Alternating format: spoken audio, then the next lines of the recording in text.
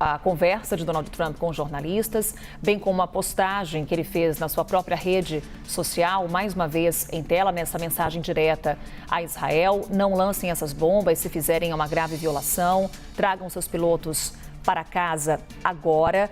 Lembrando que Donald Trump disse aos jornalistas que os dois países violaram o acordo de cessar-fogo, que não está feliz com Israel nem com o Irã.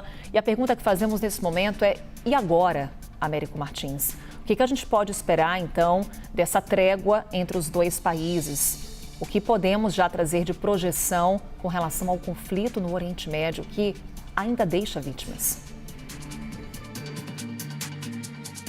Se os dois lados tiverem juízo, e eu tenho dúvida que eles tenham, Carol, para ser muito franco, eles ouviriam o presidente dos Estados Unidos, que tem como pressionar muito mais os dois lados. Também é muito importante a gente deixar claro por que o presidente Donald Trump parece ter sido mais duro com Israel do que com o Irã, embora ele tenha dito claramente que está infeliz com os dois.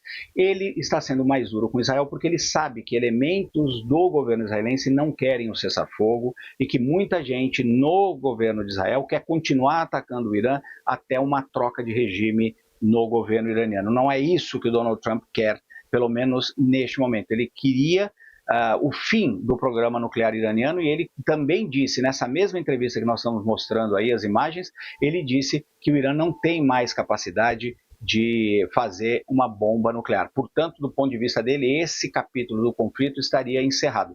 Quando ele coloca mais pressão pública em Israel, não quer dizer que ele está se alinhando ao Irã, muito pelo contrário, mas que ele sabe que o risco maior vem de Israel nesse momento de violar o cessar-fogo. Por quê? Porque o Irã praticamente pediu esse cessar-fogo.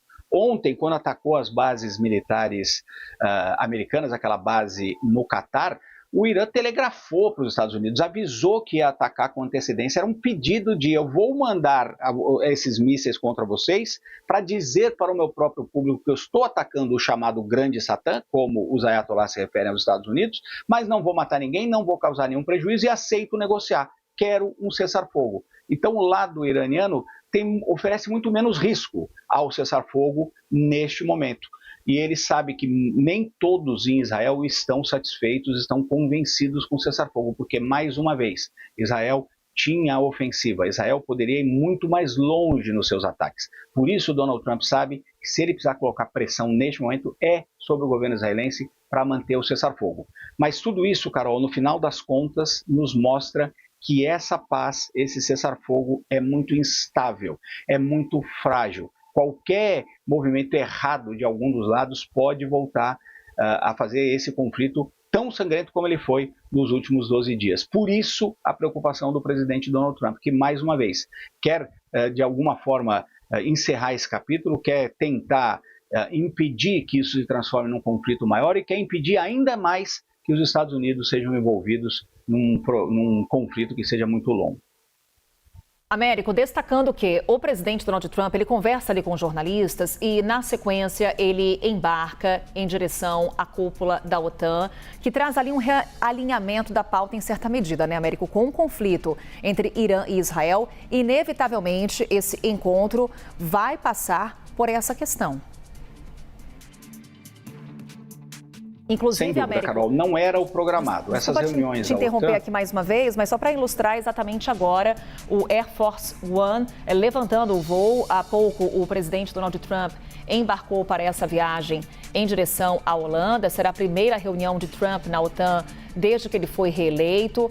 No passado, Donald Trump acusou os países membros da aliança de se apoiarem demais nas garantias de segurança dos Estados Unidos. Então, esse gera um pouco do clima para esse encontro. E agora temos esse elemento a mais, o conflito entre Irã e Israel. Lembrando que ministros das relações exteriores da Europa, do Reino Unido, França e Alemanha tiveram uma reunião no final da semana passada com o ministro das Relações Exteriores do Irã, em busca ali de uma saída diplomática para o conflito, quando no fim de semana tivemos o ataque dos Estados Unidos a bases nucleares iranianas, 3 instalações que foram atacadas no sábado. E aí o momento então em que temos o presidente dos Estados Unidos indo em direção à cúpula da OTAN. Américo, Já era precificado no campo das relações internacionais que esse encontro passaria por questões de financiamento,